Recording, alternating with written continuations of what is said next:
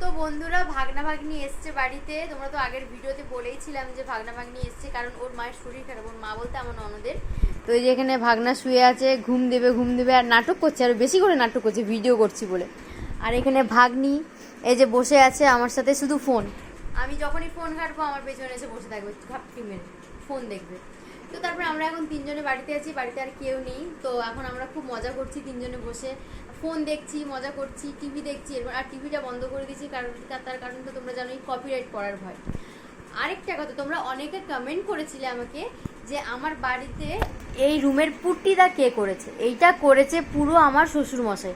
এটা হচ্ছে ফুল পুট্টিতে করা, এটা পুরো পুট্টিতে করা, একদম কি সুন্দর লাগছে। তোমরা আশা করি অনেকেই বলেছো যে খুব ভালো হয়েছে, ভালো লাগছে। তো আমাকেও সবাই বলছে, আমার অনেক বান্ধবীরাও বলেছে যে খুব সুন্দর হয়েছে। আর এটা কেমন লাগছে দাদু করেছে যেটা? তো ভালো হয়েছে। আর তোমরাও যদি করতে চাও আমাকে কমেন্ট করো, তারপরে আমি শ্বশুরমশাইকে বলতে পারি। তবে খুব সুন্দর হয়েছে। অনেকে করানোর জন্য, অনেকে এই আমাদের বাড়িতে এটা করার পরে অনেকে এসছে, এসে দেখে গেছে। হ্যাঁ, অনেকে এসে গেছে। হ্যাঁ, অনেকে এসে বলে গেছে যে আমাদের বাড়িতে করে দেবে। তবে এইগুলো একটু বাজেটটা বেশি হয় যেহেতু, আর পুট্টি করার ঘরে হলে একটু বেশি করলে ভালো লাগে আর কি।